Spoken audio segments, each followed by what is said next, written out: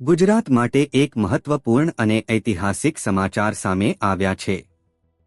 હવે ગુજરાતમાં સર્પદંશની સારવાર માટે ગુજરાતના જ ઝેરી સાપોના ઝેરમાંથી તૈયાર થતું પ્રદેશ વિશિષ્ટ એન્ટીસ્નેક વેનમ ટૂંક સમયમાં ઉપલબ્ધ થવા જઈ રહ્યું છે। વલસાડ જિલ્લાના ધર્મપુર સ્થિત સર્પ સંશોધન કેન્દ્ર સ્નેક રિસર્ચ ઇન્સ્ટિટ્યૂટ શ્રી દ્વારા ગુજરાતમાં જોવા મળતા 4 મુખ્ય ઝેરી સાપોમાંથી વૈજ્ઞાનિક રીતે એકત્રિત અને ફ્રીઝ-ડ્રાઇડ કરવામાં આવેલ ઝેર તેલંગાણાની લાયસન્સ ધરાવતી વિન્સ બાયો પ્રોડક્ટ્સ લિમિટેડ કંપનીને એન્ટીસ્નેક વેનમ બનાવવા માટે સોંપવામાં આવ્યું છે।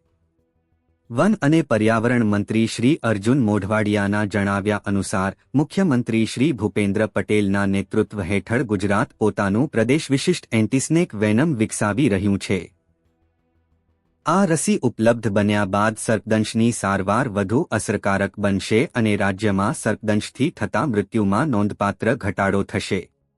ધર્મપુરના સ્નેક રિસર્ચ ઇન્સ્ટિટ્યૂટમાં હાલમાં ભારતીય નાગ, કાળોતરો, ખડચિતળો અને ફુરસા સહિત આશરે 471 ઝેરી સાપોનું વૈજ્ઞાનિક રીતે સંવર્ધન કરવામાં આવે છે।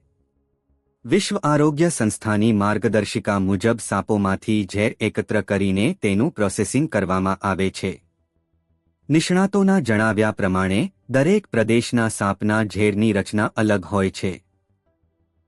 તેથી સ્થાનિક સાપોના ઝેરમાંથી તૈયાર કરાયેલ એન્ટીસ્નેક વેનમ વધુ અસરકારક સાબિત થાય છે, જેના કારણે દર્દીને ઓછો ડોઝ આપવો પડે છે અને ગંભીર જટિલતાઓનું જોખમ પણ ઘટે છે।